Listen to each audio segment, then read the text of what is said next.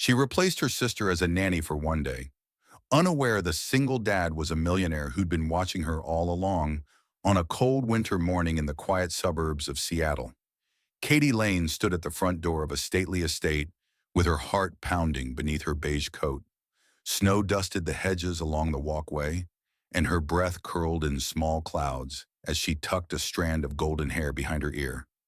She had never been to this neighborhood, much less a mansion like this. The place was far from her world of story times and finger painting, but her sister had called in a panic, high fever. No backup, and Katie, still grieving her mother's recent death, said yes without a second thought. The door opened with a soft click. A man stood there, tall, broad-shouldered. He wore a dark sweater over a crisp collared shirt, his face sharp and unreadable. His eyes cold gray, ballet locked onto hers with unsettling intensity.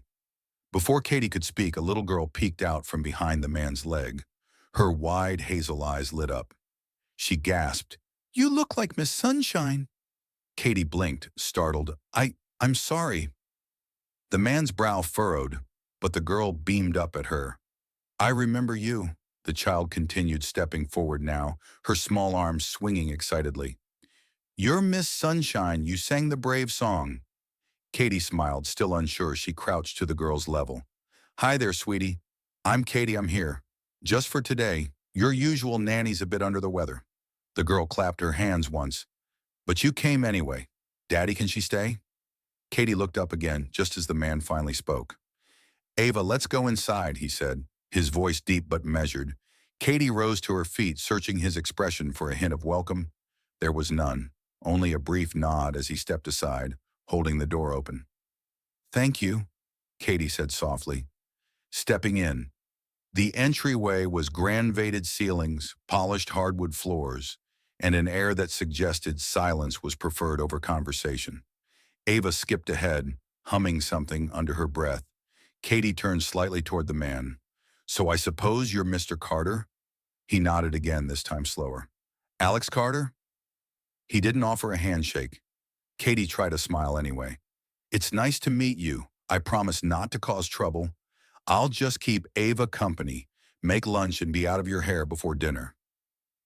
Alex's gaze hadn't left her face, and she walked in, not in a predatory way, but as if he were trying to match her to a memory he couldn't quite place. His eyes flicked over her golden hair, her soft features, her slightly nervous stance. He had seen her before, not here. Not like this, but in a different light, a different moment.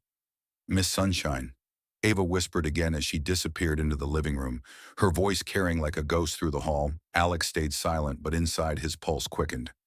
It couldn't be. Not after all this time, not her. Not the woman he'd seen in the old preschool video, the one who had sung to his daughter when she was lost in grief after her mother's passing.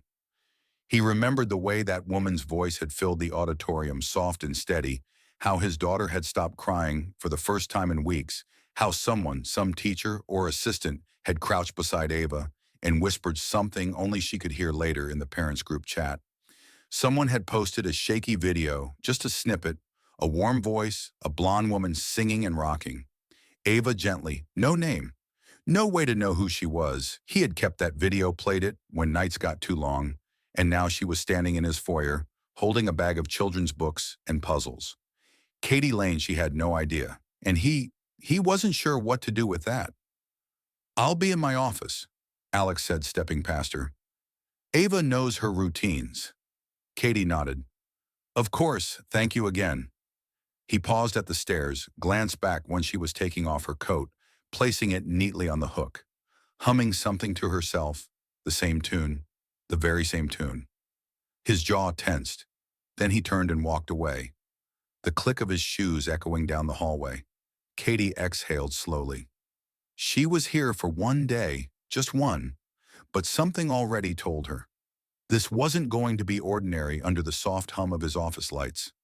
Alex Carter sat behind his mahogany desk, the walls around him lined with books he rarely read anymore. His computer screen glowed with unread emails, but his eyes weren't on them. They were fixed on a small silver flash drive sitting beside his keyboard. He reached for it slowly, almost reverently, and plugged it into the port with a click. A window opened, one video file labeled "Simply Be Brave." Day he clicked it, the screen flickered, and there it was 2 years ago, a preschool auditorium filled with construction paper stars, hand-drawn posters, and the shy voices of children. The camera, held by an unsteady parent, scanned the room before focusing on a tiny girl sitting alone on a bench. Ava, just 4 years old, then her dark curls tucked behind her ears, her hands clenched in her lap. She looked lost. Then another figure entered the frame. Katie, her blonde hair was pulled back in a loose ponytail, her posture gentle but confident. She knelt beside Ava and whispered something that the camera could not catch. Ava looked up at her, and after a moment she nodded. Katie turned to the room, and in a clear, soothing voice began to sing. It wasn't a flashy performance. There was no background music, no applause, just a simple melody. Her voice soft and unwavering as she sang a lullaby about bravery, about remembering, about love that doesn't disappear. And then she said the words that had echoed in Alex's mind ever since, even when someone we love is gone. They live here every time we smile in the video. Ava leaned her head against Katie's shoulder, no longer crying. Alex paused the video for months after Ava's mother had died. Nothing reached her. No therapy, no new toys, no bedtime stories. But that day something had changed. Ava had come home with a faint smile and a folded letter tucked into her backpack, a small note written in child-friendly cursive on pink paper with a sun drawn in the corner. Dear Ava, I see how strong your heart is, even when it feels like it's breaking. Your mommy loves you from the stars. Every time you are kind or brave, you shine like her with hugs. Miss Sunshine. There had been no last name, no title, no explanation. Alex had asked the school. They told him she was a temporary teaching intern. Katie, something she had only been there for a few weeks, part of a college support program. They didn't have her contact, she had moved on. That was all they could tell him, but the letter remained in a drawer by Ava's bed. The video stayed on his desk, and now 2 years later, the woman who had helped his daughter feel again was in his living room pouring juice and arranging puzzle pieces. He exhaled slowly, rubbing a hand over his face. He had recognized her immediately, the same hair, the same warmth in her eyes. Ava's words that morning hadn't been a coincidence. She had known children don't forget the ones who hold them when they are breaking. Alex replayed the video again, watched Katie smile, watched Ava lean into her. She had no idea who he was, no idea what she had done, and now fate had brought her back without any invitation. He thought of going to her, of saying, "You changed everything for my daughter." But something inside him hesitated. He wanted to know something first. Something he wasn't sure how to ask if she could reach his daughter in the dark. Could she do the same for him? Not because of a memory, not because of a letter, but because of who she was now.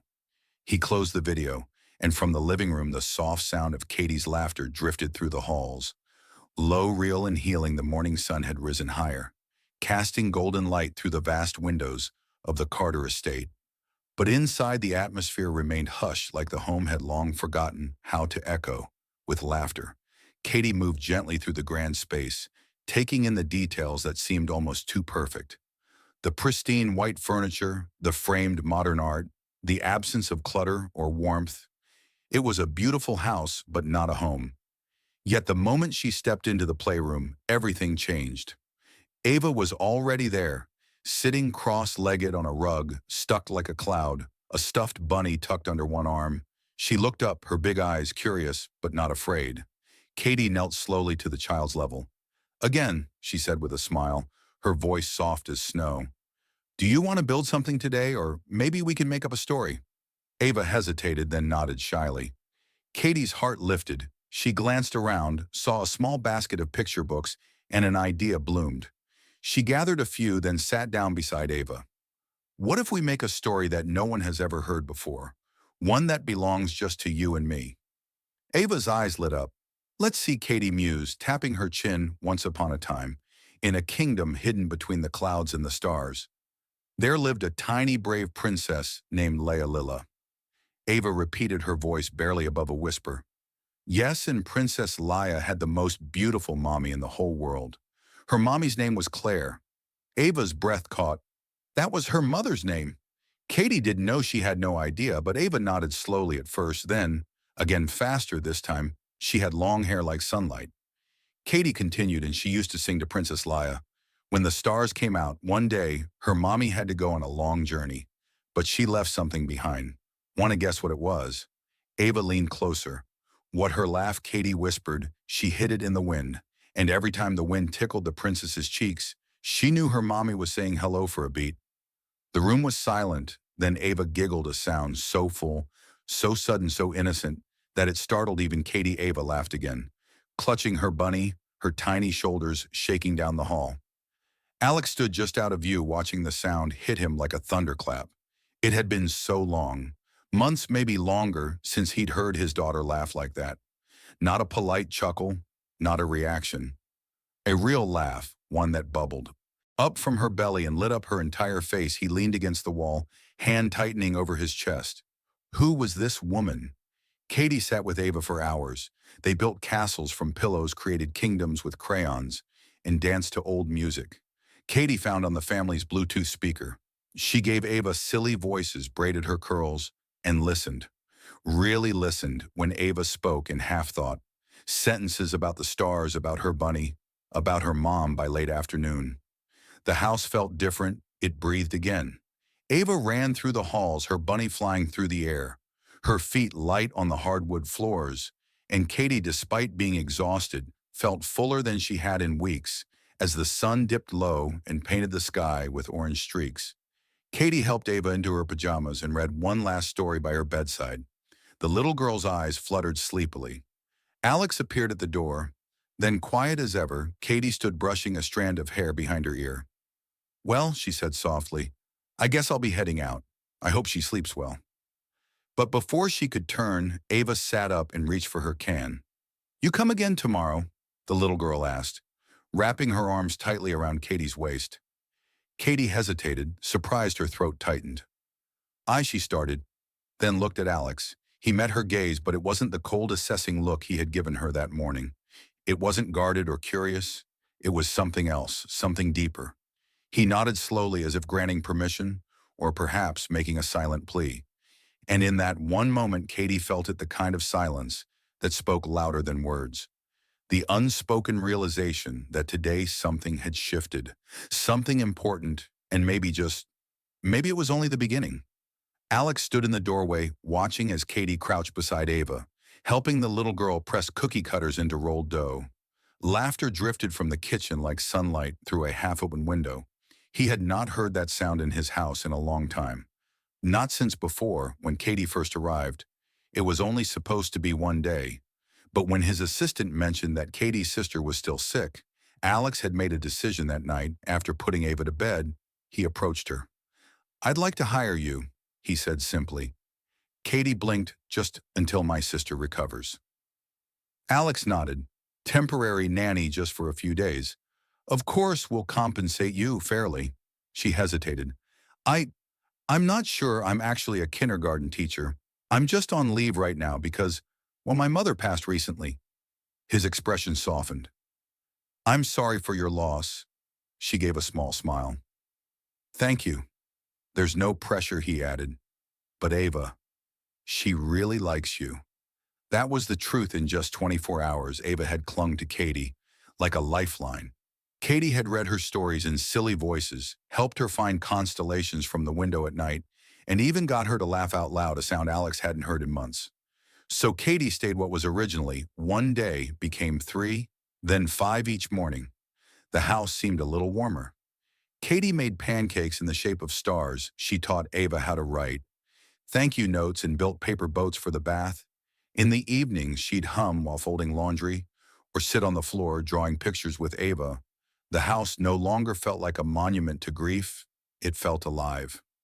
Alex began looking forward to the mornings again, to the way Katie smiled when she handed him coffee, to how she gently corrected Ava's spelling without making her feel small. She wasn't just filling a gap. She was changing something. One night after Ava had fallen asleep, Katie stayed behind in the little reading nook off the hall, watching the child breathe slowly, a storybook still in her lap. Alex approached quietly, holding a folded piece of paper in his hand. "Katie," she turned, whispering. "She's finally asleep." He nodded, then held out the paper. I wanted to ask you something. She took the letter. It was worn, folded 100 times over her eyes, scanned the familiar handwriting, and her breath caught this. She began softly. This is, was this yours? He asked. Katie nodded slowly. 2 years ago. I was just a teaching intern. Then Ava was sitting alone during nap time, crying. I didn't know her name. No one told me, but I couldn't leave her like that. I wrote this and slipped it into her backpack. She traced the words with her fingers. You're brave, and even when someone we love is gone, they stay in our hearts forever, every time we smile. Every time we remember, love doesn't disappear. It just changes shape. Katie looked up. I never thought anyone would keep it. Alex's voice was quiet. It kept us. There was a long silence. I didn't even sign my real name. She said, I just wrote Miss Sunshine. That's what the kids used to call me, I know. He replied, I watched a video another parent posted from that day. You were helping Ava talk about her mom. I've watched that clip more times than I can count. Katie's eyes filled. I never knew you changed her. Alex said, his voice thick. You changed me. Katie folded the letter and held it close to her chest. It was just a letter. Alex shook his head no. It was the beginning of everything. She smiled through her tears, the kind that come from being seen, truly seen. For something you never expected to matter that night, as Katie stood under the soft hallway light, holding the letter she once wrote to a grieving child. Alex looked at her not as a guest or a nanny, but as the woman who had unknowingly walked into his life years ago and was now standing in his home, changing it all over again. The days began to blend into each other in the most comforting way. Morning started with the soft sound of Ava's feet padding into the kitchen and Katie humming as she flipped pancakes. Afternoons were filled with books. Laughter and quiet learning moments on the sun-drenched porch evenings were slower, gentler as the sky turned indigo, and Katie read to Ava, both of them nestled into the corner of the couch. Alex watched it all from the edges, quietly taking it in. Katie had a way of folding herself into their lives without demanding space. She belonged without even trying, the way she looked at Ava, when she laughed, the way she instinctively set a second cup of coffee beside him, just how he liked it, no cream, 2 sugars, the way she filled silence with peace, not noise. There were moments, brief but undeniable, when their eyes would meet across the room, and something unspoken would hang in the air. Not quite love, not yet, but something tender, something real. One Thursday evening, winter wind tapping against the windows, Ava developed a fever. It started with flushed cheeks and quiet whimpers, then chills and a glassy-eyed stare. Katie noticed it first. She pressed her palm gently to the child's forehead, concern clouding her face. I think she's burning up, Katie whispered, scooping Ava into her arms without hesitation. I'll stay with her tonight. Alex stood at the door, unsure. Worried, are you sure you don't have to? I want to, Katie interrupted softly. She needs someone close for the next 8 hours. Katie never left Ava's side. She kept a damp cloth on her forehead, read softly between naps, and sat awake through the stillness of the night, listening to the slow rhythm of Ava's breathing. She didn't sleep. She didn't complain. She simply stayed at 3:15 a.m. as Katie leaned against the headboard with Ava's head on her lap. She noticed a small tray by the door. A mug of warm ginger tea sat there next to a folded note. She picked it up, her eyes already wet before she unfolded the paper. You stayed for her. Thank you, no signature, none needed. She held the note to her chest and closed her eyes, 1,000 emotions flooding through her. The next morning, Ava's fever broke her little voice. Returned horseshoe, but cheerful Katie helped her brush her hair, tied it back with a blue ribbon, and made her a soft breakfast. Alex joined them at the table, quiet and thoughtful. That afternoon, Katie sat in the backyard alone, watching the trees sway and feeling the strange, unfamiliar ache of something beautiful beginning.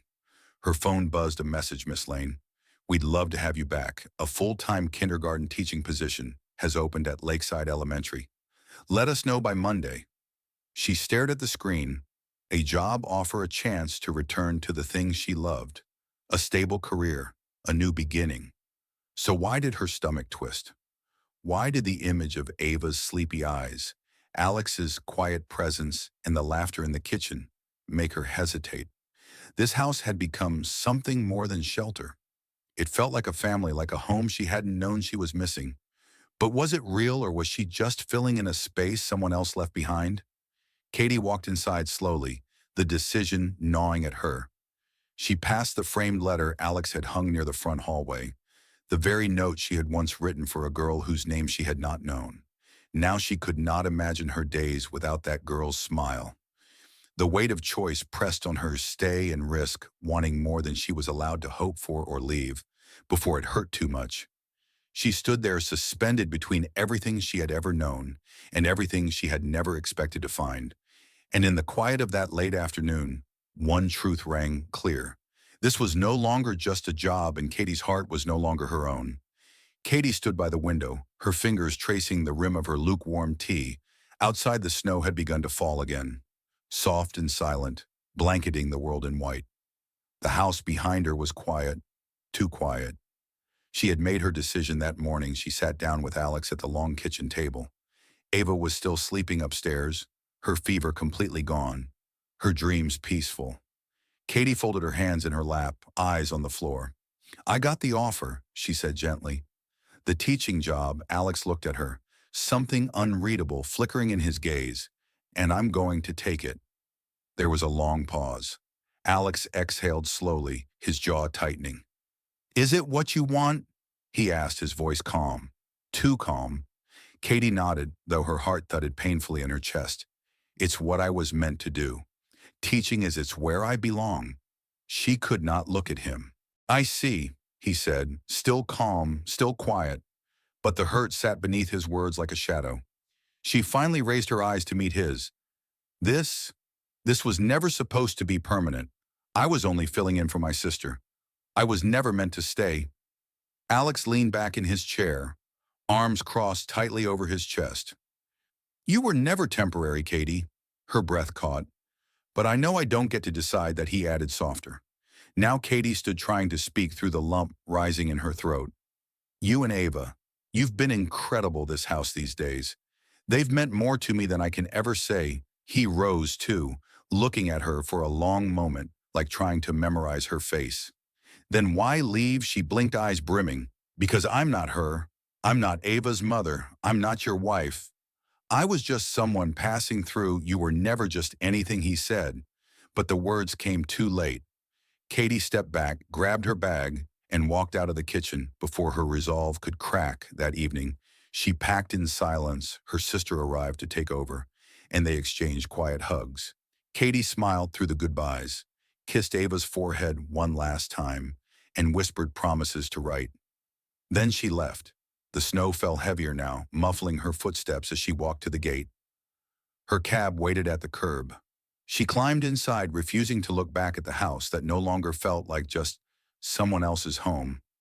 Just as the driver reached for the ignition, a voice called out, "Wait!" Ava's nanny, now back and recovered, ran to the cab holding out a small brown box. "Mr. Carter wanted you to have this," she said, pressing it into Katie's hands. Katie opened it in the back seat as the cab pulled away.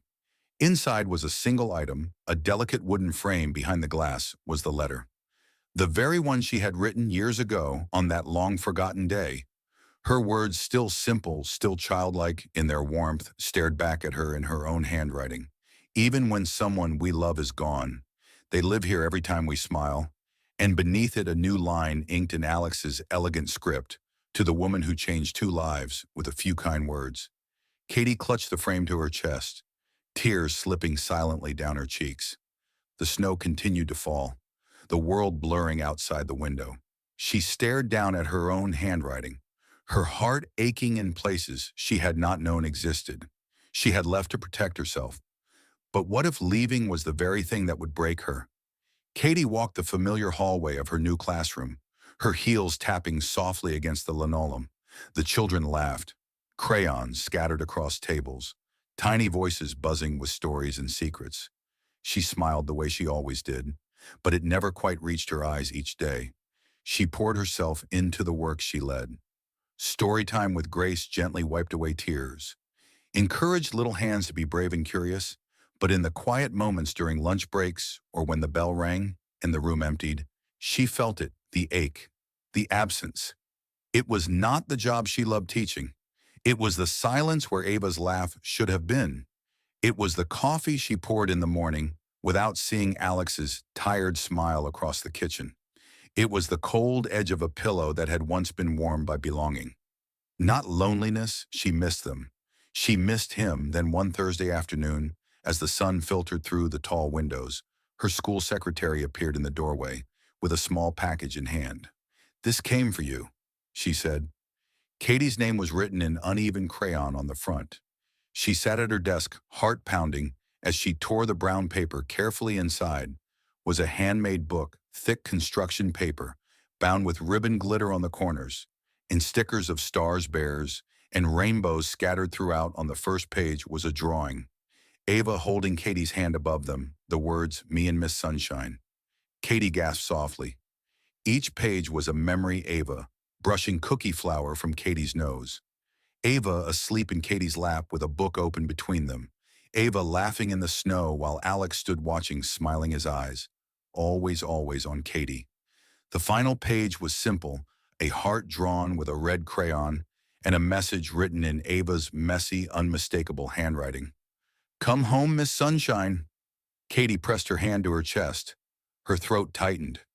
She reached for her phone and dialed one ring. Two, no answer. Her hand trembled as she tried again. Nothing. She stood up so quickly her chair fell backward. "I have to go," she told the secretary, grabbing her coat. "Family thing? Everything okay?" the woman called after her. Katie did not answer. Outside, the wind had picked up. The air smelled like snow. She flagged down a taxi, climbed in, and gave the address she had once typed into a rideshare app without knowing it would change her life. The ride was long. Her fingers clutched the book in her lap like it might disappear. Her mind raced with questions, doubts, hope that refused to be extinguished. When the cab finally pulled up to the iron gates, the sky was turning. Lavender lights glowed in the windows. Her breath caught. She paid. The driver stepped onto the path and walked to the front door. She hesitated, then knocked for a moment. There was only silence. Then the door opened. Warm light spilled onto the porch, and there he was. Alex stood framed by the doorway, his sweater sleeves rolled to his elbows, his expression unreadable. But his eyes, those gray, solemn eyes, softened the instant they saw her. "Katie," he breathed like a prayer. She did not speak. She could not. Then a small voice behind him rang out. "Miss Sunshine!" Ava darted forward, flinging herself into Katie's arms before anyone could stop her. Katie knelt, wrapping her arms around the child, her tears soaking into the little girl's coat. Alex stepped closer. Hesitant, Katie looked up, her voice trembling. "I got your book," he nodded. "We made it together every night before bed. She'd ask if you were coming back." She blinked, trying to steady her heart. "And you did, you wonder." Alex exhaled slowly every day. She stood, Ava still holding her hand. Alex reached into his pocket and pulled out a letter. Not a ring, not a grand gesture, just a piece of paper folded carefully. He handed it to her. "This time it's from me." Katie opened it, her hands shaking. "Would you stay? Not just for her, but for me too." She looked up, eyes brimming, and nodded. The sky had already surrendered to nightfall. When Katie stepped out of the cab, the familiar iron gates loomed before her. Softened now by the amber glow from the windows beyond, the mansion stood bathed in golden light, wrapped in winter's hush. Like a dream suspended in time, she walked slowly up the pathway, her breath curling in the cold air. Her fingers clutched the photo book tighter with every step. The silence of the neighborhood wrapped around her shoulders like a question. Would he still want her here? She reached the door before she could raise her hand to knock. It opened. A soft warmth poured from the entryway. The scent of cinnamon and old wood floated through. Kitty blinked, startled inside. Alex sat on the living room floor, a book in hand. Ava curled against his side, her head nestled into his chest. He had been reading, his voice, low, steady, comforting, when his eyes met Katie's. The words on the page died mid-sentence. "He stood, Katie," he said, breath, catching like a thread, snagged on something fragile. She stepped inside, hesitating in the threshold. Ava looked up, her small face breaking into joy. "Miss Sunshine!" She squealed, scrambling to her feet. Katie barely had time to kneel before Ava launched into her arms, hugging her tightly. I knew you'd come back. Katie kissed the top of her head. I missed you, sweetheart, so much. When she looked up again, Alex was still watching her, still stunned, still waiting. He walked slowly to them, something unreadable flickering across his face. Relief, hesitation, fear, hope. I thought maybe the letter was too much, he murmured, or not enough. Katie shook her head. It was everything. He reached into his sweater pocket and pulled out another folded paper. This one wasn't from Ava, it was his. I was going to give this to you if you ever came back, he said, but I wrote it whether you did or not. He handed it to her. Katie opened it slowly. Dear Miss Sunshine, you were never just a nanny or a guest or a temporary answer. From the moment I saw how you looked at Ava like she was the most important story you had ever read, I knew you gave my daughter her smile back. You gave me something I thought I had lost long ago, a reason to believe in beginnings. So now I am writing my own. This is not a proposal. There is no ring. Not yet, just a question. Would you stay, not just for her, but for me too, yours? If you'll have us, Alex. Katie's hands trembled as she held the letter to her chest. She looked up through tears, her voice barely above a whisper. Yes. Alex stepped forward, his eyes full of something fierce and tender. Are you sure? She nodded, smiling through the tears. I was never more sure of anything. He dropped to one knee, not with a ring, but with both hands open, holding nothing but hope. And Ava, still clinging to Katie's arm, looked between them and giggled. Does this mean you're staying forever? Katie wrapped one arm around her and the other around Alex, pulling both close. If you'll have me, the three of them stood in the golden quiet, the warmth of the home wrapping around them, no longer strangers, no longer broken pieces searching for a place. A family born not of blood, but of kindness, of letters of love. In its simplest form, the letter that had never been signed had led to the only signature that mattered now. The unspoken promise between them, forever. If this story touched your heart, share it with someone who still believes in second chances. Handwritten letter and the quiet power of kindness. Sometimes the smallest gesture, a note tucked into a backpack, a bedtime story. A door left slightly open can change the course of a life.